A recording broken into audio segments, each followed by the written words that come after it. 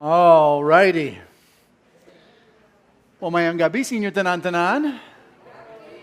Kadugay, no, it's been a long time.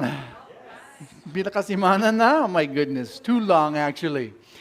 Well, let's get into this evening the origin of the Israeli-Palestinian conflict. Obviously, subong sa news, we're seeing an awful lot about Hamas and Israel, na may gira sila. Pero the history of it is a very old history. It goes back thousands of years. And we want to set the stage para nakantindi kita why this is so important. And it is, by the way, very important. You might sit there and go, it's just the news. Dito sa Israel lang, layo gid pa. How does that affect us and what does that mean for us today? Let me tell you, watch Israel. What takes place there speaks to the return of Jesus Christ, which we'll talk about dugay-dugay. But this evening we're going to get into 6 things. Now take notes, pay attention, because there's going to be a lot of details. We're going to be talking about dates, names, places. It's like a history class, except for one that leads up to the return of Jesus Christ, so much more important. But we're going to be looking at 6 things in light of building to understanding why Israel and the Palestinians will never have peace. There will never be peace between these two people. Well, so again, let's pick up. The first thing we want to talk about is the diaspora. The diaspora of Israel. And to understand the diaspora, we have to go back almost 3,000 years. For in the time of Hari Solomon, at his death, the kingdom Israel divided. Now, hopefully you remember your history. After Solomon, it became 2 kingdoms. The northern kingdom, comprised of 10 different tribes, became known as Israel. The southern 2 kingdoms, the southern 2 tribes of Judah and Benjamin, became known as the southern kingdom of Judah. The north had King Jeroboam. The south had King Rehoboam. This period of the divided kingdom lasted for 400 years. And it was during this period, by the way, that Israel would have 40 kings. 20 in the north, 20 in the south. Most of them bad. Most of them were not very good kings. All of the prophets, by the way, from Isaiah to Malachi, prophesied during this period of the divided kingdom.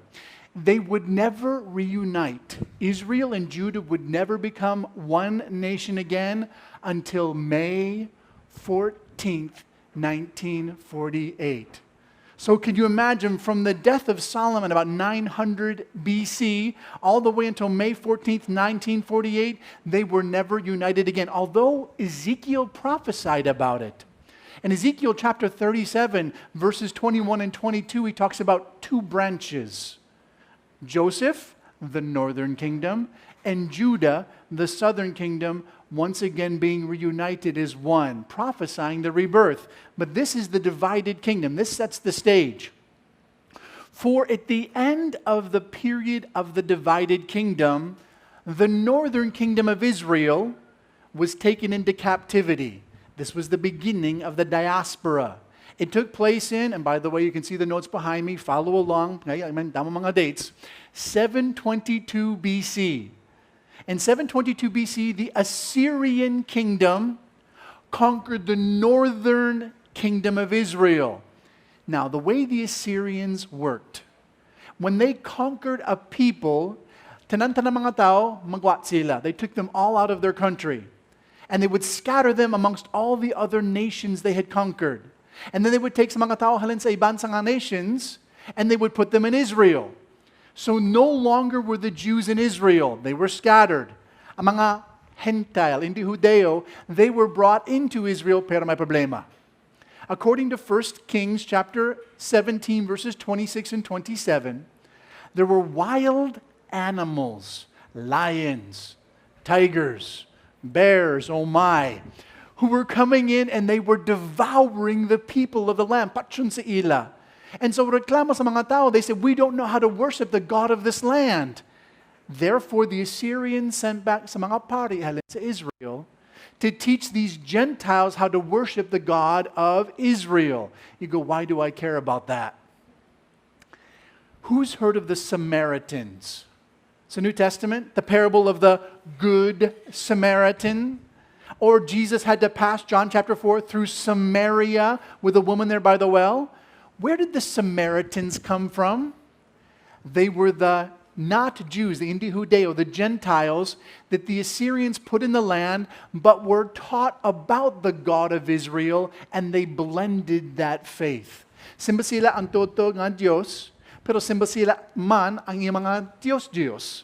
So they had this blended faith, and that was why the Jews and the Samaritans hated one another. This came from the Diaspora. This was the initial scattering of the 10 northern tribes amongst all the nations around them. Pero, number 3, the third thing we want to note in the Diaspora is the destruction of Jerusalem and Judah. For the northern kingdoms went into captivity in 722 BC. The southern kingdom of Judah, remember it's divided, the southern kingdom was conquered in 586 BC, about 150 years later. They were conquered by Babylon. King Nebuchadnezzar, you remember the story, came in and conquered Jerusalem. And when he conquered it, he destroyed the temple. This is the first temple, Solomon's temple. And when he did so, he took all of Israel captive to Babylon. Pero, dugay-dugay, 70 years later, there were some who returned. This is the book of Ezra, the book of Nehemiah. There was only, now jutay na lang mabalik, jutay na lang mapuli, 50,000 people. So, but 1 million were probably taken captive. Ang balik sa Jerusalem, sa Israel, 50,000 na lang. Came along with Zerubbabel, Joshua, Ezra, Nehemiah. Returned back to the land. This became the nation of Judah that we read about in the New Testament. When you read about Israel, you read about Judah in the time of Jesus Christ in the New Testament, you're talking about those Jews who returned from the diaspora, Jutay Langgid, to come back and live in Israel. This is important because we'll talk more about this in a minute. Most Jews did not want to leave Babylon because it was comfortable. Tapos 70 years, may bata, may mga apo, may mga apo sa tuhod, may naming abalay, may obra na sila, nga amahalin. They didn't want to leave. Very few were willing to go back. But the few that did recreated the nation of Israel and rebuilt the second temple, the temple of Zerubbabel. This was the second rebuilt temple that was there in Jerusalem. This is the temple that Dugay Jesus Christ would be in. It was remodeled by Herod the Great, but this is really the second of the Zerubbabel temple. What's interesting is during this period, they began to worship in synagogues. Now, when you're in the New Testament, you read that Jesus, sa Sabado, makato siya sa mga synagogue. And you go, why do they have synagogues? I never read about those in the Old Testament. And you don't, by the way. Well, again, in the Old Testament, you never once read about a synagogue. Synagogues came about as a result of the diaspora. Because Israel was scattered, layot sila sa ila temple, they began to gather together in different communities and build buildings to worship called synagogues. They were birthed in this period of the diaspora. So that's where synagogues came from. Amoman, it was during this time that you had the rise of a group of men called the Pharisees. Because you might go, hula lang anay, kaysa Old Testament, I never read the word Pharisee, and you do not. The Pharisees came out as a result of the nation of Israel wanting to return to the law of God. Shortly after the Maccabean revolt, about 150 BC, there was this revival of religion, this desire to return to the law, to the commandments of Moses, and it gave birth to the Pharisees that you read about in the New Testament. All of this taking place during the diaspora. Northern Kingdom, 722. Southern Kingdom, 586 BC. Setting up the stage for what we find in the New Testament with the nation of Judah, who was the remnant that returned from Babylon. Claro pa? That brings us to 70 AD. For in the diaspora, 70 AD is a very important date. It was the first revolt of Israel contra sa Rome. For Israel at this point was underneath the rule of the Roman Empire and they wanted to be free. Gusto sila mahilway. And so they began an uprising and said, we're going to rebel against Rome. The response of Rome was to send a man named Titus Vespasian. Titus Vespasian, Dugay would be the emperor of Rome, but at this point in time he was just a general. He brought with him the 10th Roman Legion, damang mga soldiers. And they besieged the city of Jerusalem, killed 1 million Jews. It was a massacre. And in the fall of Jerusalem, the temple would burn to the ground. In fact, I think I've got some pictures. Titus's intention was just to take the city, but during the capture of the city, unfortunately, the temple caught fire. Now, two things about that. One, you can see in the picture that when Titus captured Jerusalem, he actually brought back with him to Rome slaves and all of the implements, including, you can see the picture of the menorah from the Second Temple. And that's actually in the Arch of Titus there in Rome to this very day. But the second one was the fact that the Romans dismantled the temple brick by brick, stone by stone, to get at the gold that had melted down in between the different stones. And in the end, they actually ultimately threw them off the Temple Mount. What's amazing is that when you go to Israel today, hasta Subang, pwede makita, these massive stones that have been hurled off the Temple Mount, shattering the actual paving stones there beneath them on what's called Robinson's Arch. So ultimately, the first rebellion of Israel led to the destruction of the temple and the captivity of a huge number of Jews. Pero mayara pa sa Jerusalem, mayara pa sa Israel. Which brings us to the fifth thing we want to notice about the diaspora, which is the second rebellion. The second rebellion in 132 AD was led by Simeon Bar Kokhba. He led a rebellion and said, hey, let's throw off the oppression of Rome. Let's see if we can't receive our freedom. Hilway nakita. Pero the Emperor Hadrian, when they rebelled the second time, said, enough is enough. He was completely through with them. And he actually came in and removed the Jews from Jerusalem. He renamed the city Aelia Capitolia. So it was no longer called Jerusalem. He said, it's not the holy city anymore. This is Aelia Capitolia. And he renamed Judea, Syria, Palestinia. Now this is where it gets very interesting. For the name Palestinia comes from the word Philistine, who were the perpetual enemies of Israel. Remember, Goliath was a Philistine. David was always fighting against the Philistines. Well, what happened was Hadrian said, because I'm so through with you rebellious Jews, we're going to rename Israel Palestine. Here's the key. This was a Roman name given to a Jewish location 500 years before Islam even existed. Islam didn't come on the scene until 610 AD. So long before Islam, the Palestine that is being talked about was a Roman name given to Jews after the second revolt. Review, Anay. The diaspora was the conquering of the northern kingdom, 722, the southern kingdom, 586, and two revolts. 70 AD, the destruction of Jerusalem, the destruction of the temple. 132 AD, when Hadrian exiled all Jews out of Jerusalem, and that's when he renamed Israel Palestine. Importante girina. That is the key thing, is you want to know, where did the name Palestine come from? It is not a Muslim name. It is not an Arab name. It predates them by 500 years. It is the Roman name given to Israel, kay akig si Adrian, sa mga Hudeo. And so you rename them after the Philistines, and that's where the name Palestine comes from.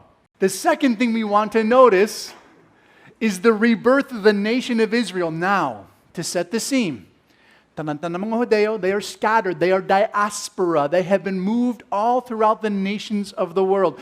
Jutay bilen sa Israel. Mayara pa, sa bilog sa history, by the way, there was always Jews in Israel, pero for most of the 2,000 years, halin sa AD 132, when they were scattered, when they were finally removed from the land, until 1948, Jutay na lang.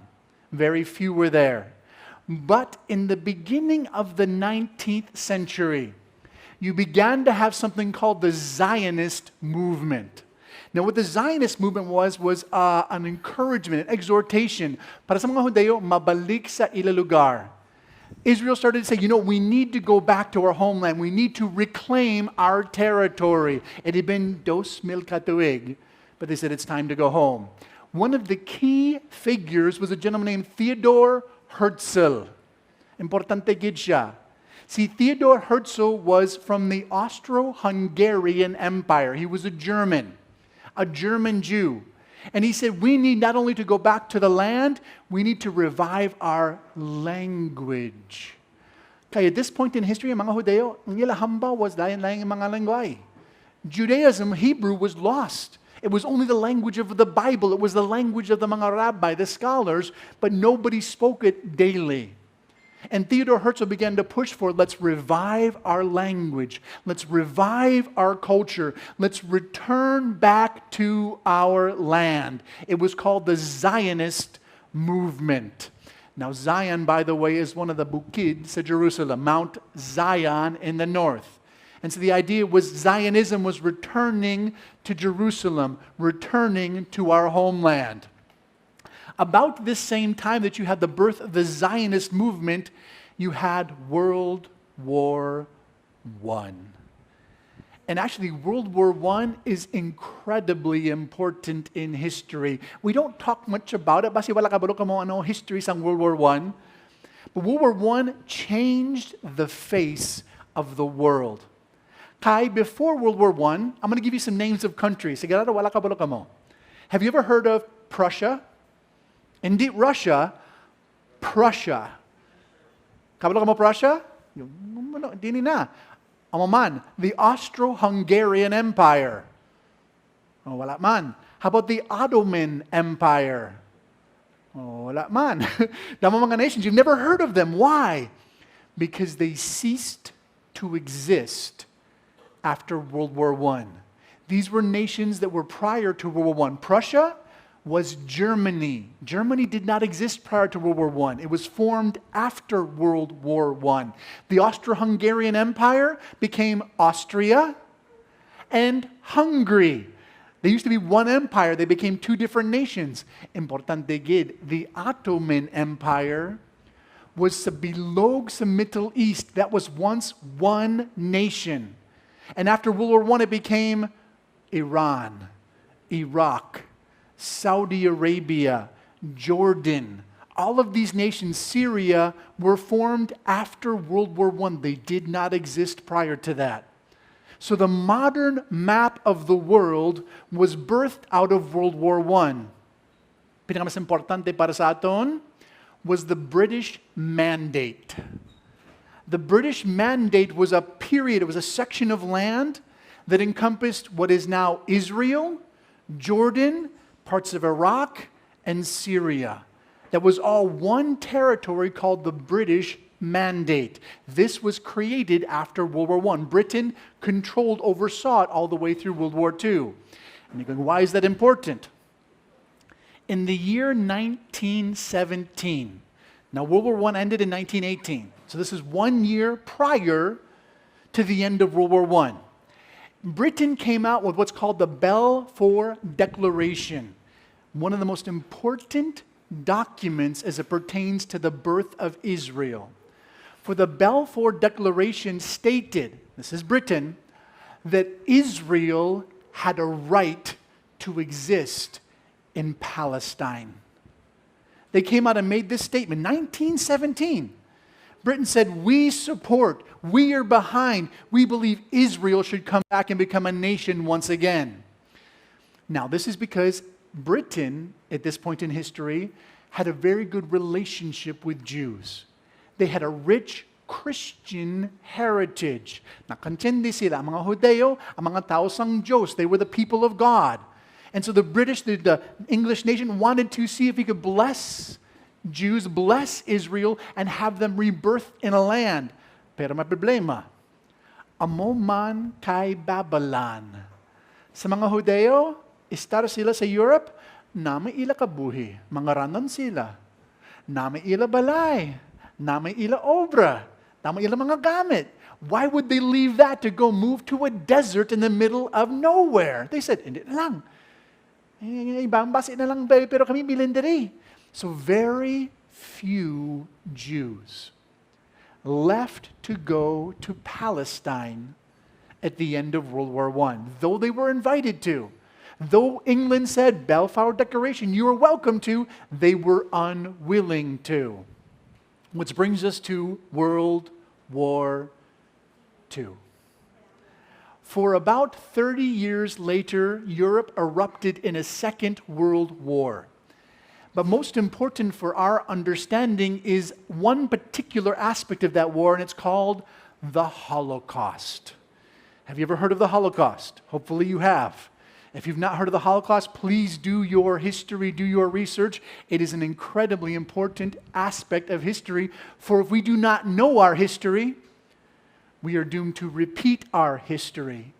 And the reason why the world today hates Israel so much is because they have forgotten the Holocaust. For Adolf Hitler, kabalo ka mo si Adolf Hitler? He was the head of the Nazi Party, the head of the German war machine. Adolf Hitler believed in what was called the Aryan race. Para sa iya, ang mga tao, pinakamas importante was blonde hair, blue-eyed, and puting nga panit.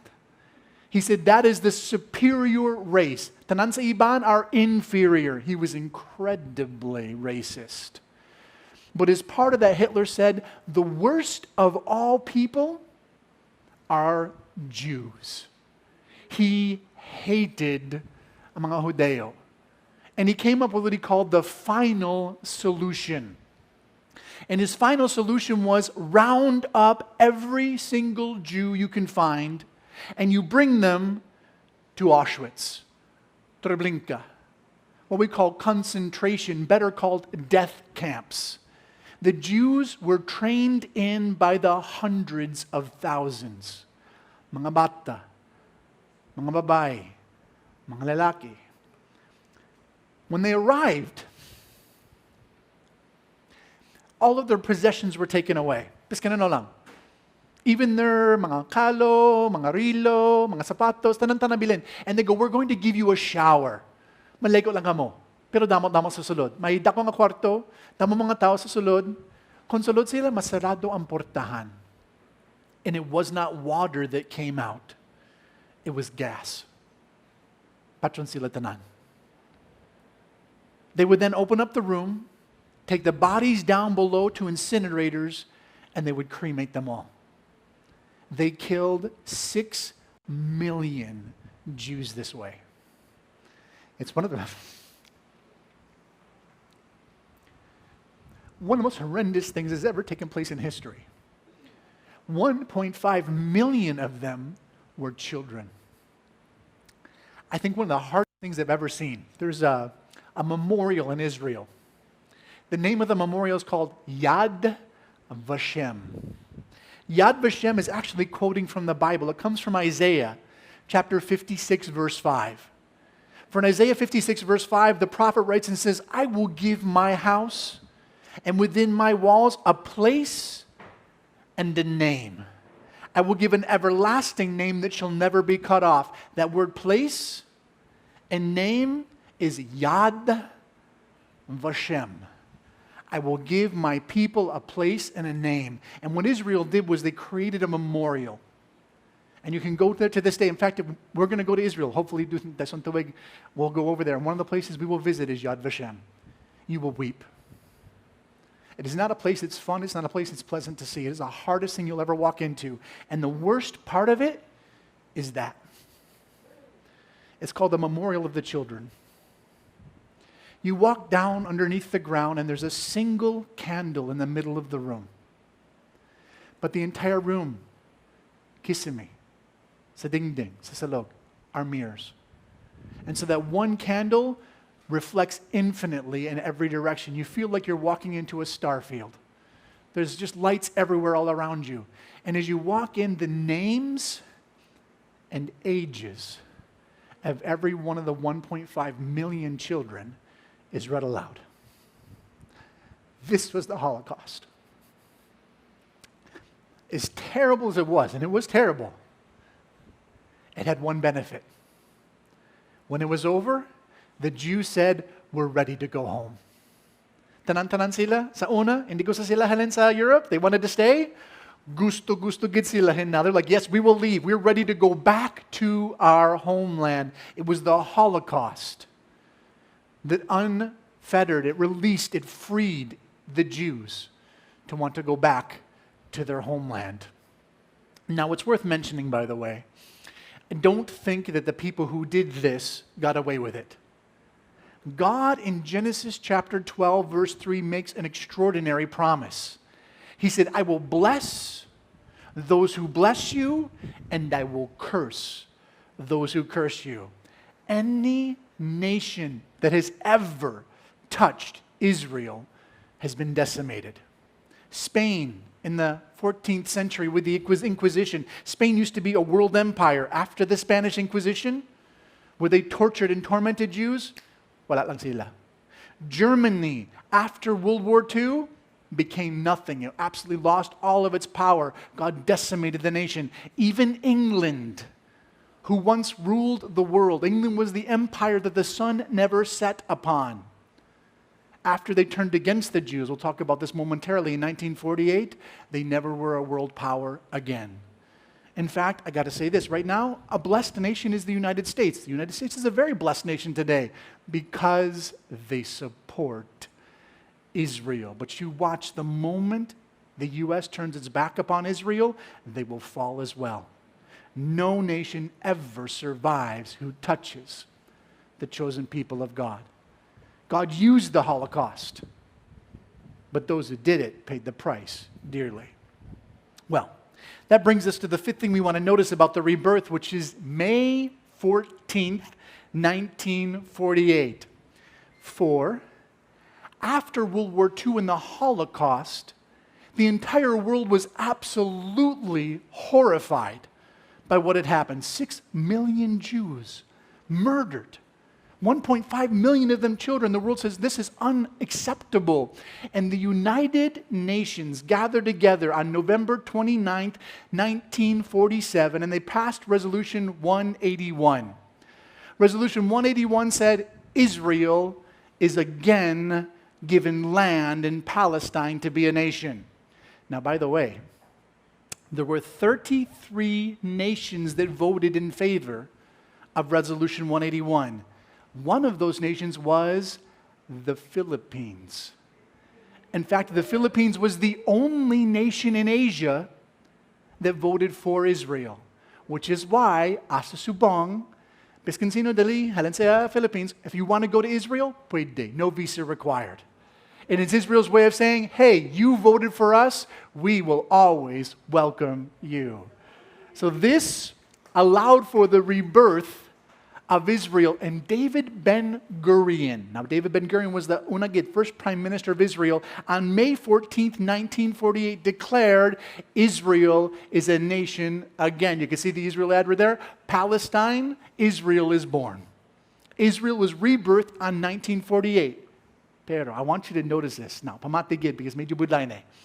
But it's often, it's powerful. It's just, I love this.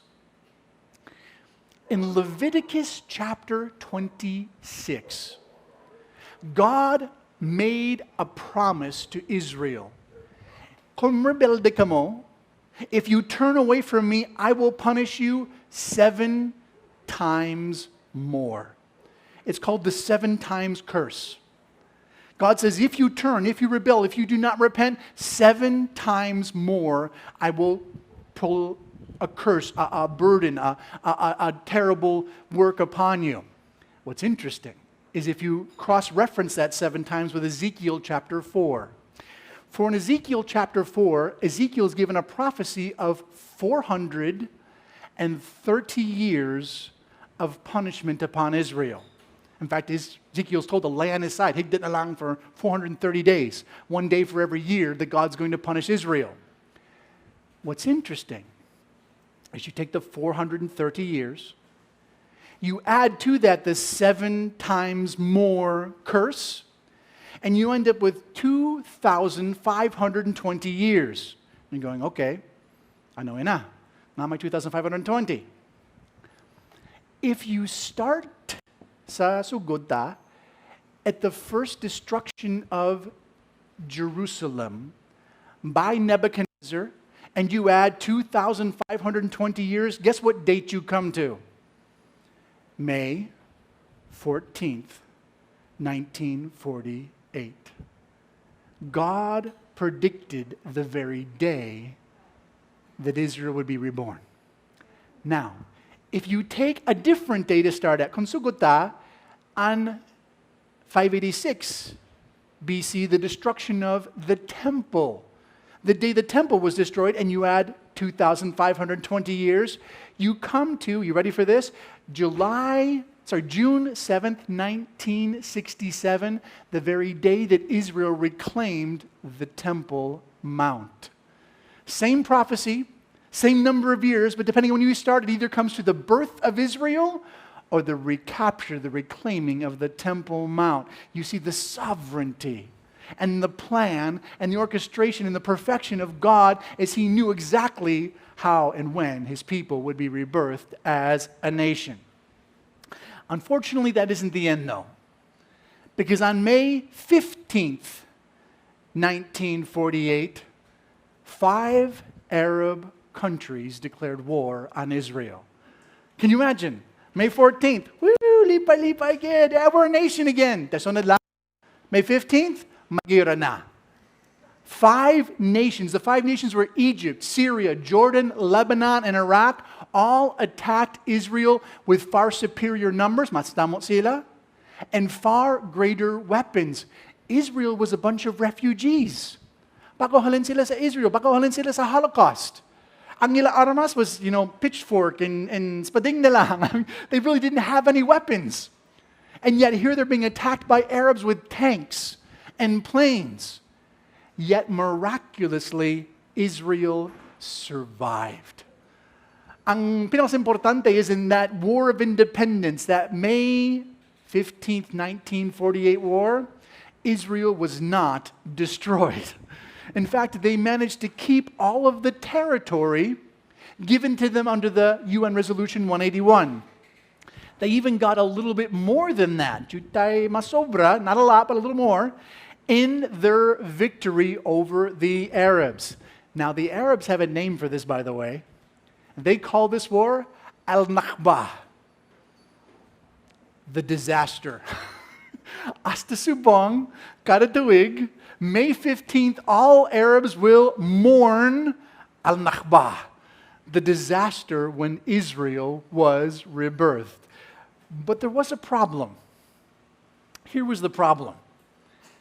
Before the Arabs attacked, they warned all the mga Arabo sa Palestine, mahalin kamo. Leave because we're going to come in and we're going to kill anybody that's there. Basta Hudeo o kon Arabo, kung bilin ka, patay ka. And so there was about 700,000 Arabs that fled Palestine before the war began. Kon bilin sila, ang mga Arabo wala halin, they would become Israeli citizens. Hasta subong, damang mga Arabo sa Israel. They are the descendants of those who did not leave in the War of Independence in 1948. Ang mga Arabo manakhalin, when Israel won, sariin sila. Where can they go? They've left the country. They're no longer in Israel. They fled. So they began to form refugee camps in what was called the West Bank and the Gaza Strip. Now here's what's important. At the end of the War of Independence, at the end of the 1948 war, the West Bank, which looks like a backwards B on the Jordan River, was ruled by Jordan. It was not ruled by Israel. The Gaza Strip was ruled by Egypt, not by Israel. So all of the refugees, mga Arabo sila, are now in Jordan and Egypt, and they'll be there for 20 katuig. For 20 years, they will be left there, and there will be no attempt to make them into a nation. There's no talk of let's make Palestine, let's make a Palestinian homeland, let's give them a place to stay. Wala gid. They just left them, did not absorb them, would not receive them. The Arabs left the Palestinians in the refugee camps for 20 years. This was the rebirth of Israel. Which brings us to the third thing we want to notice. The third thing of 6 we want to take a look at is the 6-Day War.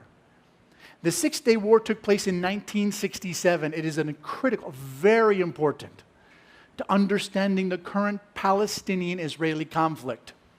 For the president of Egypt, a gentleman named Gamal Abdel Nasser, hated Israel. This is a theme, by the way. Kung pamati ka mo, pero may sa mga tao, akik sila ka Israel. We'll talk more about that in a minute. There was no real reason.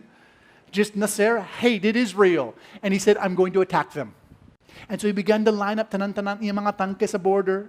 He lined up all of his airplanes getting ready to take off. Israel's watching going, sigurado, may gira. And they said, well, may dua ka pilit. Pwede mo hulat, and sila atake uno, o kon, hindi hulat kita, and we'll attack them first. Israel goes, let's do the second one.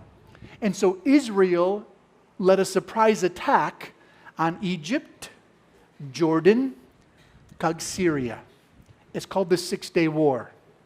Because sa anom kaadlaw na lang, in 6 days, they captured the West Bank, the Gaza Strip, the Golan Heights there in the north of the Galilee, and the entire Sinai Peninsula all the way to the Suez Canal. They about tripled their landmass in 6 days. It was the most dynamic, unbelievable victory Israel ever had. They absolutely obliterated the Arab nations. Pero it led to a massive problem. Because now Israel controls the West Bank and the Gaza Strip. They are now inside of Israel. And they inherited all of the refugees, mga Arabo, who lived there for 20 years now.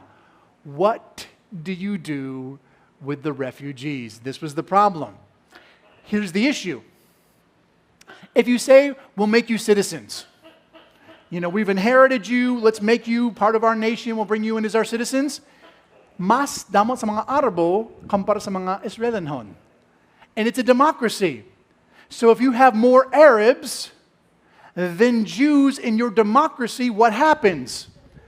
The Arabs go, it's no longer a Jewish nation, it's now an Arab nation, and all the Jews need to leave. So the Jews said, we can't give them citizenship, we can't accept them. They're more than we are. They would vote us out of power. We would cease to exist. So they couldn't give them citizenship. They couldn't send them back to the countries they came from because Jordan and Egypt had them for 20 years and refused to accept them. So hindi pwede mapulit sila. So you couldn't send them home. You couldn't bring them in. So what do? Bilhin na lang sa refugee camps.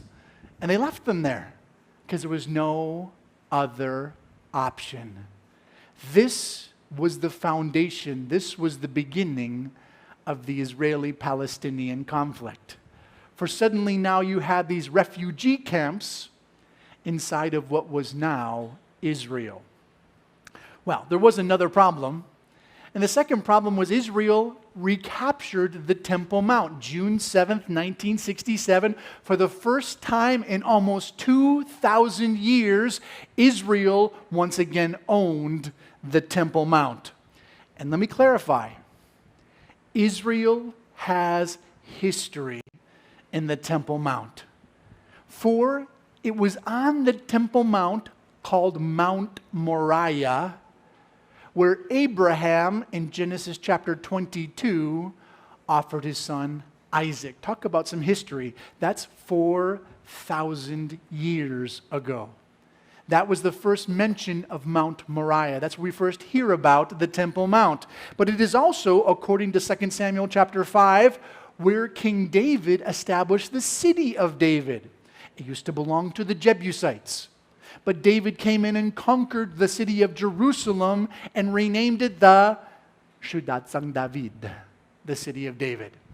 This became the heart and the soul of the Jewish empire. It was also the place, according to 2 Chronicles chapter 3, verse 1, where Solomon built the first temple. For the first temple was built upon top of Mount Moriah, there in the field of Araunah that David had purchased. And that was where the first temple stood. So this is the place of the first temple. It is the place of the second temple. For when Zerubbabel returned in Ezra chapter 3, verse 8, he built the temple, the second one, ikadwa, on the ruins of the first temple. So it's where Abraham offered Isaac. It's where they built the first temple in Solomon. It's where they built the second temple in the time of Zerubbabel. It is where Jesus Christ went into the temple in the time of the New Testament. There is thousands of years of history for the Jews upon the Temple Mount. It is their very holiest of all places. But when Islam conquered Jerusalem in 637 AD, they built what's called the Al-Aqsa Mosque. We've got a picture actually here for you. If you're looking at the picture, you see there at the bottom, you see the mga bato, the dingding dara? That, the mga tao tindag, they're lapit lang sa dingding, that is the Western Wall. That is known as the Kotel. Kotel just means dingding sa Hebrew. Pero sa babaw, sa tuo, do you see the gray dome? That gray dome, that is the Al-Aqsa Mosque. To the left, that's to the north, by the way, you see the golden dome? That is the Dome of Omar. It is also known as the Dome of the Rock. It is not a mosque, by the way. The golden one is not a mosque, it is a shrine. Kaya sa tunga, sa dalom, beneath the dome, there is a dakong abato. And according to Islamic tradition, this is the rock on which Abraham offered Isaac. It is also the rock when Muhammad, nakalin sa kalibutan, makato sa langit, he left from that rock. His night ride took place there at the dome. So they built this shrine there about 690 AD, almost 1,500 years ago, as a memorial, but it is actually the Al-Aqsa Mosque that is the third holiest site in all of Islam. But this presents a problem. Israel reclaims this. Ang gusto sa mga Nazarene, they want to rebuild the temple, right? They want to build their third temple. They want to rebuild their holiest site, their place to worship God. Pero, we have the Al-Aqsa Mosque and the Dome of the Rock. And if you break them down, 1 billion Muslims get very, very angry with you. And so Israel inherited the Temple Mount, but there's nothing that they could do with it. Although, there's another picture. There is an option. Actually, sadya gidni. Lord willing, when we go to Jerusalem here in about a year, 2022, we're going to be on top of the Temple Mount. And sa likod, kita mo ang Dome of the Rock, tako gid. That's to the south. But just to the north of the Dome of the Rock, may gamay nga dome. It's called the Dome of the Spirit. What's interesting about the Dome of the Spirit is if you look sa salog, pwede makita ko, there's always these lines, there's these fake rocks, there's these pavement stones, but not underneath the Dome of the Spirit. The Dome of the Spirit is bedrock. It is the top of Mount Moriah. And it lines up perfectly with the Gate Beautiful or the Golden Gate. Most conservative scholars believe that spot is the holiest of all. That is where the Ark of the Covenant once stood in the days of the Solomonic Temple. That is where they can rebuild easily the temple, and it makes the Dome of the Rock, interestingly enough, in the court of the Gentiles. What's interesting about that is in Revelation chapter 11, verse 2, John is told to measure the temple, pero do not measure the court of the Gentiles, for it has been given over. Basikay ang Dome of the Rock, ara. And God says that's no longer something to worry about, but the temple can, and no doubt will, be rebuilt right there. Pero para sa mga Hudeo subong, delikado para sa iyo, they're going, we can't touch that. If we do anything on the Temple Mount, may gira, sigurado. It's absolute war. This was 1967. This was the Six-Day War. But there was one other consequence. The last consequence, the fourth thing we want to notice about the Six-Day War, was the formation of the PLO. The PLO stands for the Palestinian Liberation Organization. Ang ulo sang PLO is a man named Yasser Arafat. If you know your history, you will remember the name Yasser Arafat. He was very important for many years. But Yasser Arafat fundamentally was, unagid, a liar. He was the first-class liar, and he was a terrorist. He had no problem killing children, killing Jews, killing civilians. In fact, in 1987, he was officially labeled, the Palestinian Liberation Organization was labeled as a terrorist organization. They were not nice people. But what happened was after 1967, all of a sudden, all of the West Bank and the Gaza Strip are in Israel. All of these refugee camps are now part of the nation of Israel. Up stands Yasser Arafat and he goes, liberation, freedom for the Palestinian people. Ula lang anay. This is the first time we have the birth of the name Palestinians to describe Arabs. Up until this point in history, Palestinians were Jews. Because it goes back to Rome renaming Judea Palestine. Palestine always referred to Jews. For 2,000 years, it was a reference to the Jewish homeland. In fact, in World War II, there was a Palestinian regiment, a battalion in the British Army made up strictly of Jews. Mga Hudeo na lang. This was the Palestinian regiment. But now Yasser Arafat says, no, we are the Palestinians. We need our freedom. We need our own nation. Wala lang anay. Kaya you had Arabs controlling you for 20 years. You were in Jordan and Egypt and never were given a nation. Why now that Israel controls the territory, suddenly now you're a people, suddenly now you're a nation, suddenly now you're Palestinians? It's been well said, if you tell a lie long enough, loud enough, dugay-dugay, the people will believe it. This was the PLO. This was Yasser Arafat. This was the result of the Six-Day War. Which brings us to the fourth thing we want to note. The fourth thing we want to note is called the Intifada. Now, sigurado, you're going, Intifada? What is that? The Intifada, there were two of them, was an uprising, a rebellion of the Palestinians against the Israelis. It was very much a PR war, a press war. For you began in the mid-80s to get these pictures coming out of Israel, of Israeli soldiers, may naming armas sila, helmet, bulletproof armor, big guns, tanks sa likod, and then these little Arab boys, mga hobin na lang, 10, 12, 13, 14 years old, throwing rocks at these Jewish tanks because, oh, those big Jews, they're mean. They're not nice. They're persecuting us poor little Arab, poor little Palestinian boys. And all of the Western press was taking pictures like you wouldn't believe, going, oh, those bad Israelis. They're so mean. They're persecuting those poor Palestinians. This was the Intifada. This was the press war that they had to make Israel look evil in the world. What you didn't hear as much about was the dark side of the Intifada. The dark side of the Intifada is that boys, young girls, would strap explosives to their body, board buses full of Jews, and blow themselves up to kill as many as they could.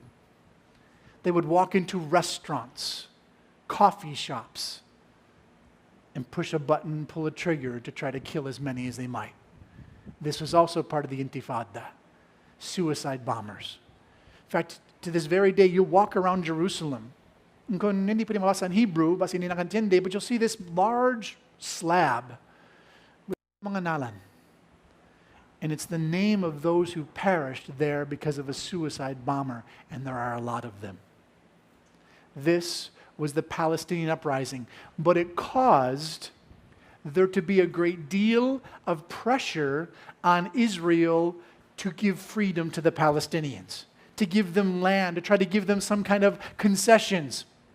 And it began what we call the Accords, the Camp David Accords, the Oslo Accords, the Abraham Accords.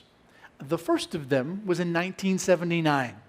In 1979, Egypt met with Israel and signed what's called the Camp David Accords.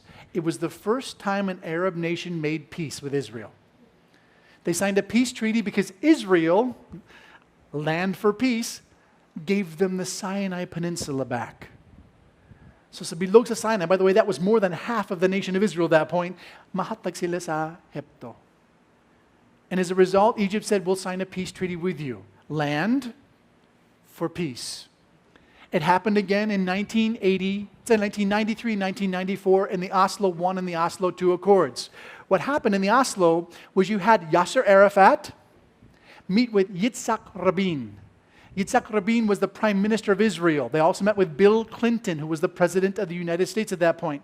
The three of them got together and they worked out the Oslo Accords, where they divided the West Bank and the Gaza Strip into three different sections: Zone A, Zone B, and Zone C.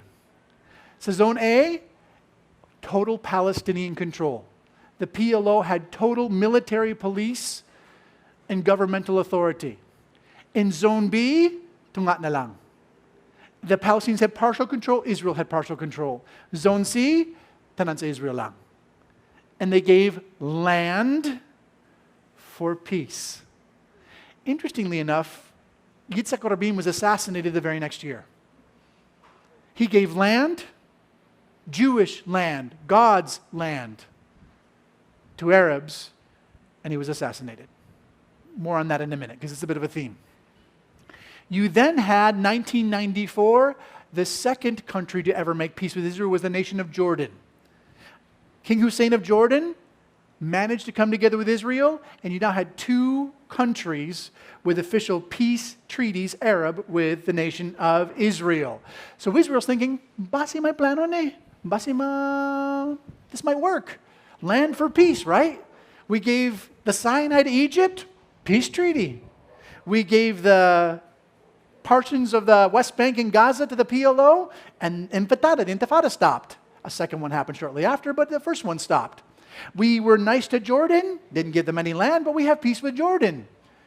So in 2005, Prime Minister Ariel Sharon of Israel decided to give all of the West Bank back to the Palestinians. Now, at that point in time, there were a lot of Israeli settlements in the Palestine, in the Gaza Strip. But he said, all of the Jews, and we're going to give absolute authority of the Gaza Strip over to what's called Fatah, or the PLO, the Palestinian Liberation Organization, the Palestinians. The idea was land for peace. But the problem was never land. Let me show you an example. Jen, hit the slide for me.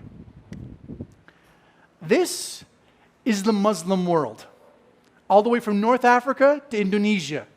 It's a very large swath. About a third of the planet, by the way, is Muslim territory. This is the Muslim world in Israel. Can you see Israel? It's in blue, by the way. Here, we'll help you out. That's Israel.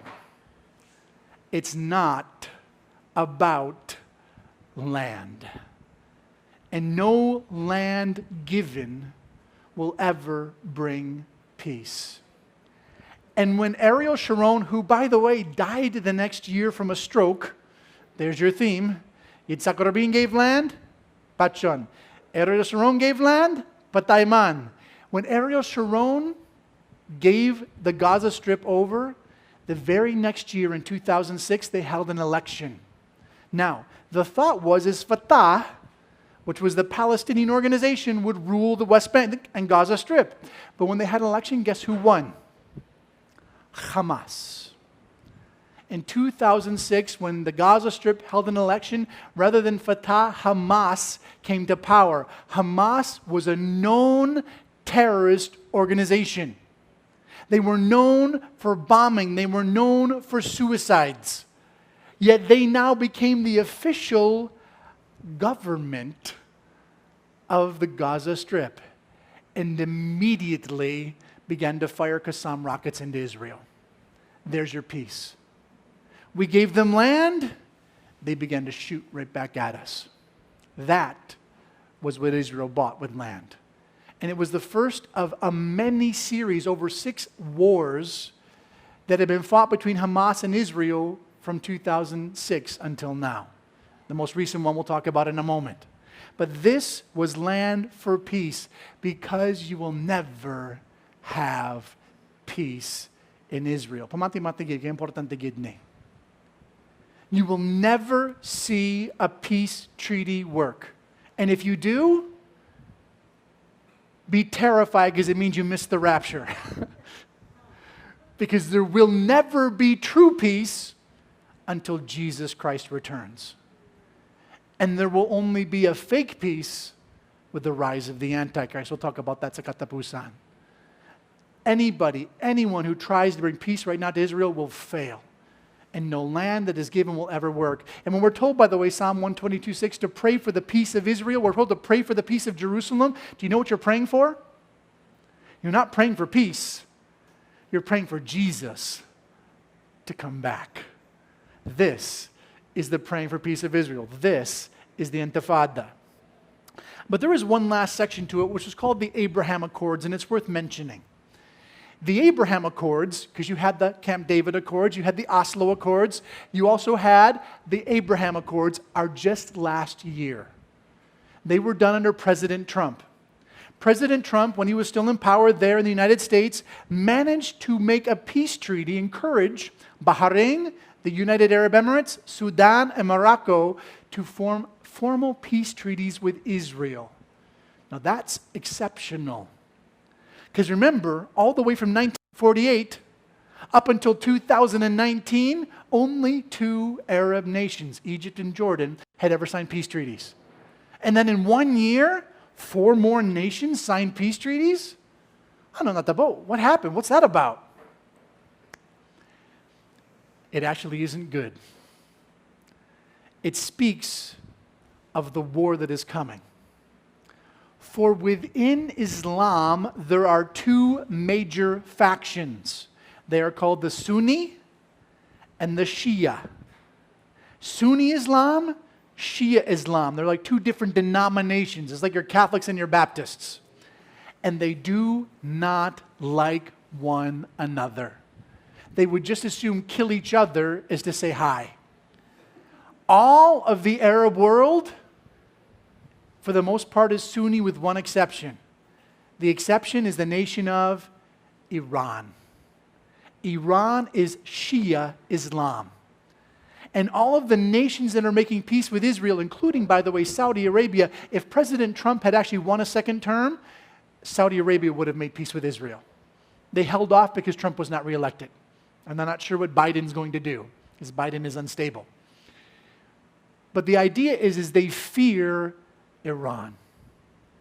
And therefore they want to make peace with the West, peace with Israel, because they know a war with Iran is coming. It is Sunni and Shia. This is what caused the Abraham Accords to take place. It is a setup for a battle that is coming very quickly. Which brings us to the 5th thing we want to notice, which is the current conflict. This is what we're seeing in the news today. And the origins of this conflict are interesting.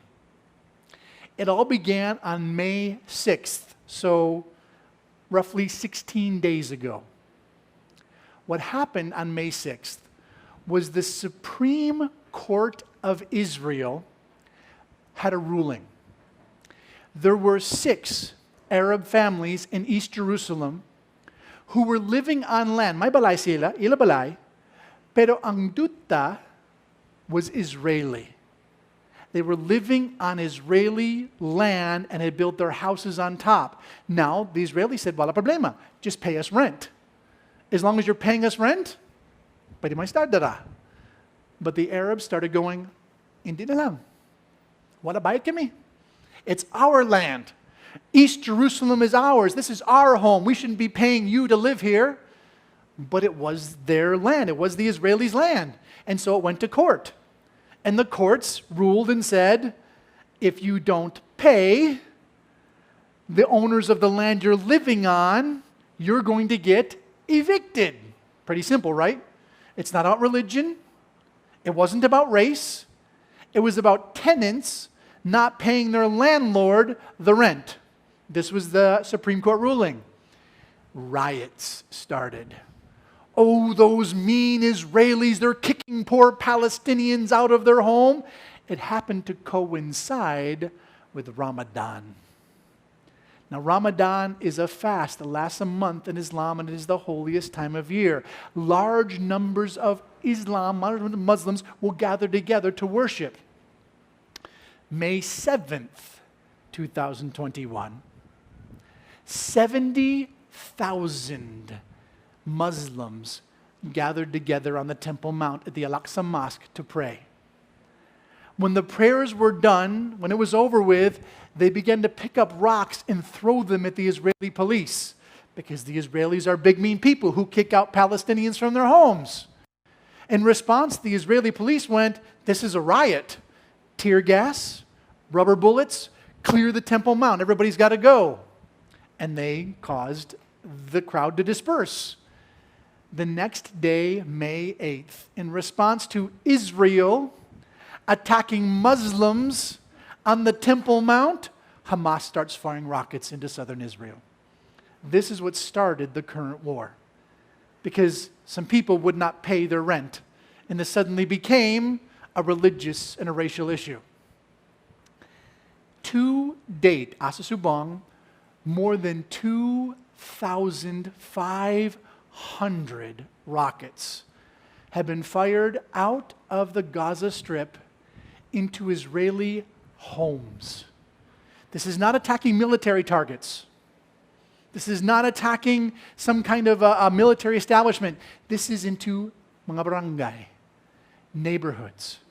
And I've, by the way, been in Israel when this has happened. I was in Israel in 2006 during the Hezbollah war. I was in Haifa when missile sirens go off. Gahod, gahod, gid. And you're told when you hear that siren, you have 15 seconds to find cover. You have 15 seconds before a missile could hit and take your life. This is what people are living in all throughout southern Israel right now. I have friends in the city of Beersheba.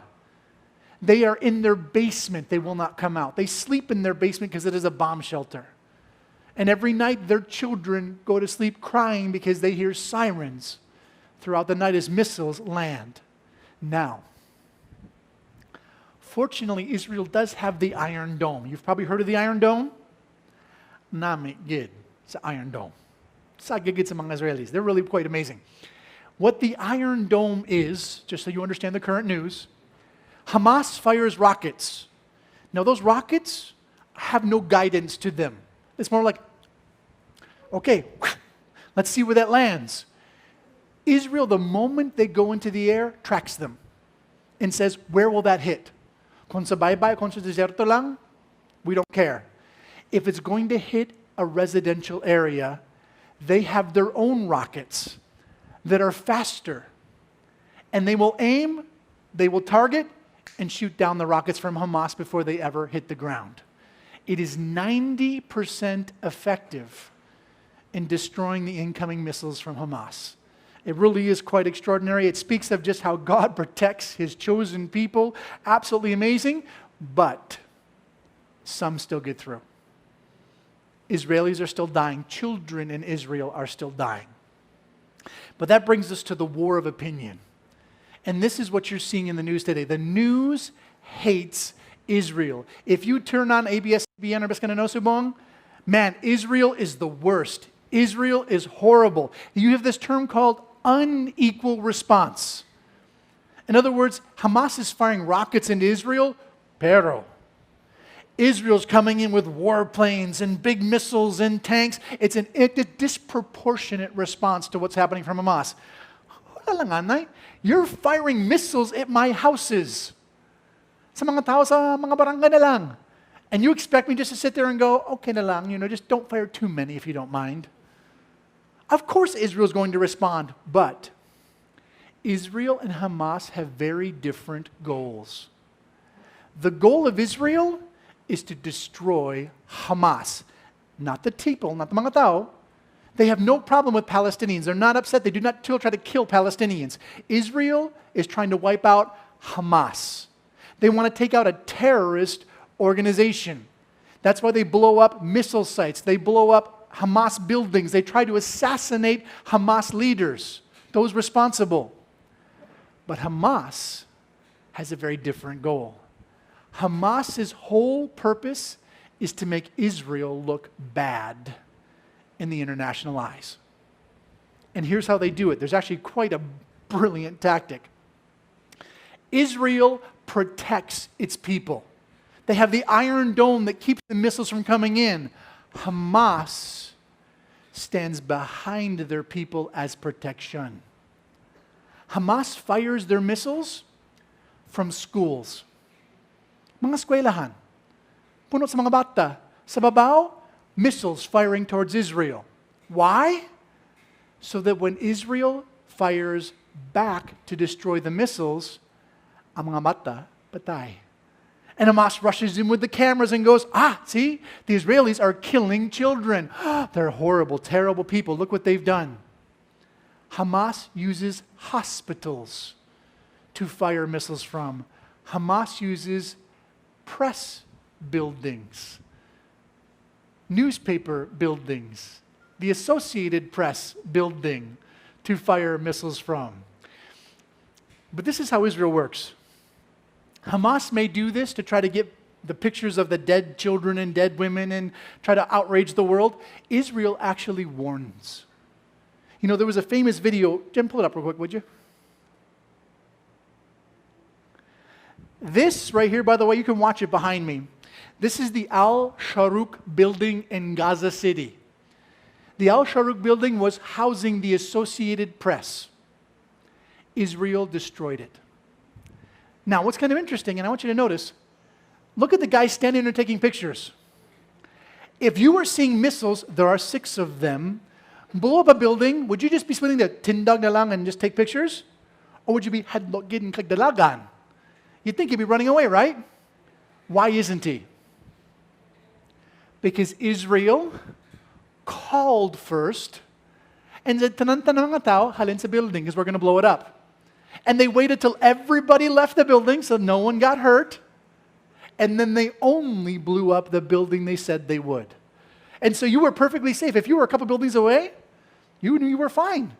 Because Israel doesn't miss. If you watch, they fired 6 missiles. 2 destroyed the left side of the building, 2 destroyed the right, 2 destroyed the center. They were perfectly exact. That's how Israel fights the war. They do not kill civilians. They do not kill children. Hamas does. By setting up missile sites in schools, by setting up missile sites in hospitals, by trying to put their people in danger so they get the pictures to defame the nation of Israel. This is the war you're seeing right now. But more important, who funds Hamas? Who gives them their money? Always follow the money. And the money comes from one nation, Iran. Iran gives Hamas $30 million every month. They are the #1 supporter of state terrorism in the world. So when Israel is fighting Hamas, they're not fighting a terrorist organization, they're actually fighting Iran. And that becomes important to us because that means that eventually Israel might get tired of Hamas and go for the source, which is Iran. And that brings us to the 6th and the final thing we want to notice, which is the Magog invasion.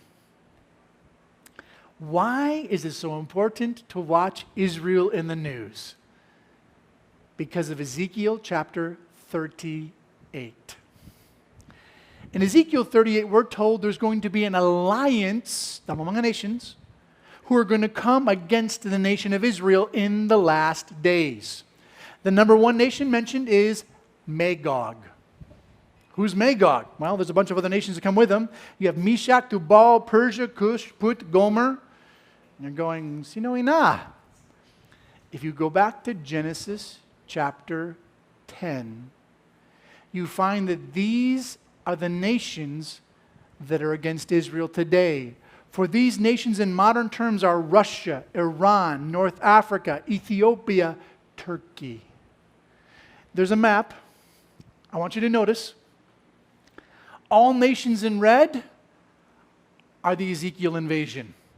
All nations in green are not in the Magog invasion. Interestingly, this is the exact same countries today who are opposed to Israel compared to the ones that have signed peace treaties with Israel. Meaning the map of the world today is the map of Ezekiel chapter 38. It is set up perfectly. It is exactly what we see. And you need to understand that for Muslims, the ultimate goal of Islam is the destruction of Israel and Christianity.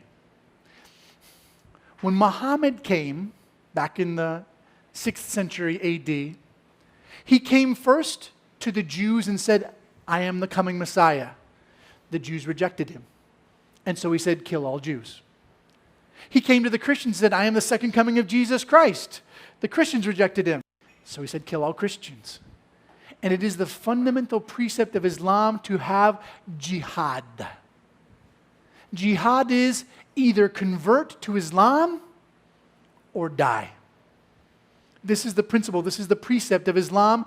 And the Ezekiel 38 invasion, which will be jihad, will begin with Palestine. It begins with the Palestinian people. It begins with Hamas. For here's how it begins.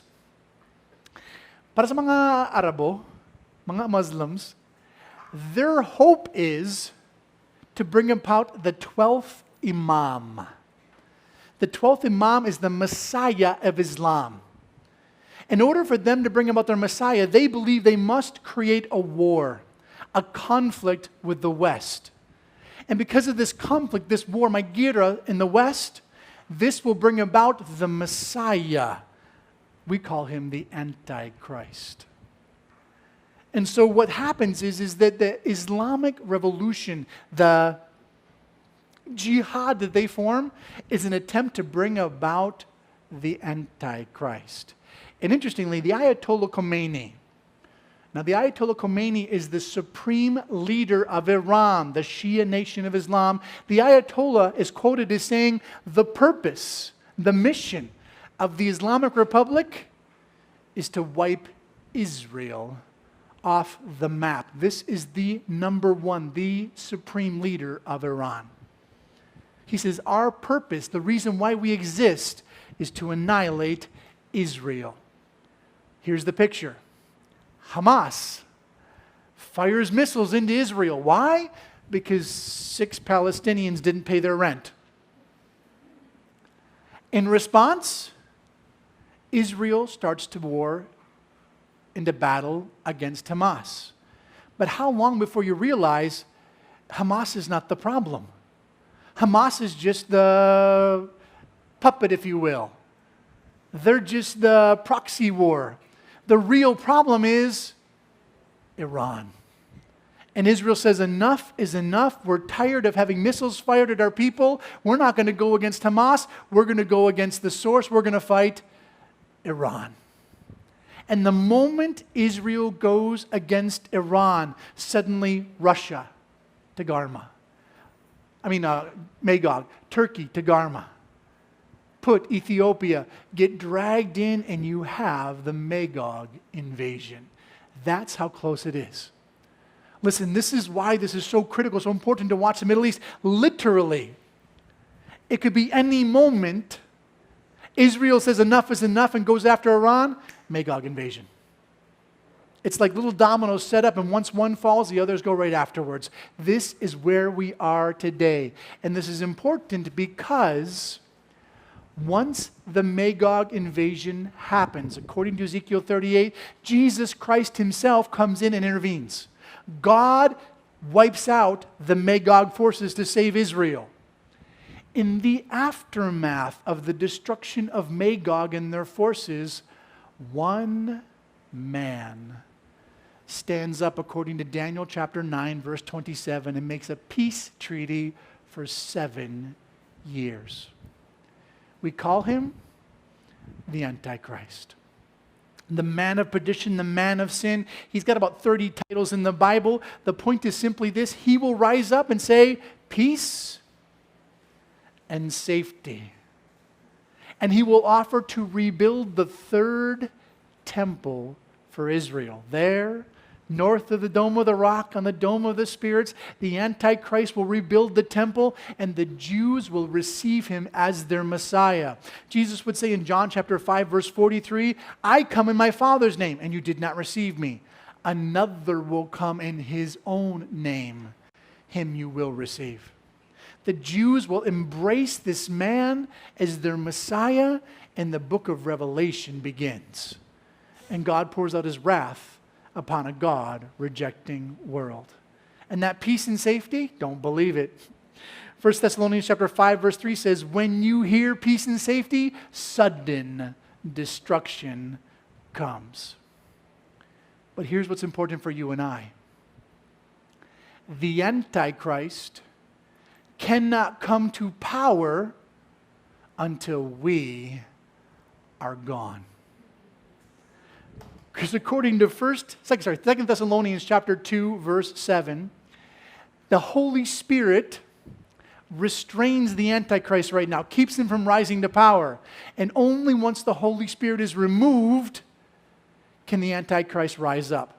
Kai, can you imagine, Subong, if a man came out of Europe and started proclaiming peace and safety right now? Every spirit-filled believer on the face of the planet Earth would point their finger and go, that man is the Antichrist, do not follow him. Because we have the Spirit of God within us. So we, who have the Spirit in us, must be removed before the Antichrist can come to power. Meaning prior to the Magog invasion, the church must be raptured. And so when you turn on your news tonight, and you read about Hamas rockets being fired into Israel, and Israel being tired of being shot at by Hamas, and you realize that Iran is the power and the financing of Hamas, and that Israel is going to eventually attack them, causing a Magog invasion, know that that means that Jesus Christ is coming very soon for us. That's why what's happening in Israel right now ought to be the most exciting thing that you have seen all year long. It ought to put a smile on your face. It ought to make you as happy as could be. Because but look up, Luke chapter 21 verse says, for when you see these things, know that your redemption draws nigh. This is the Israeli-Palestinian conflict.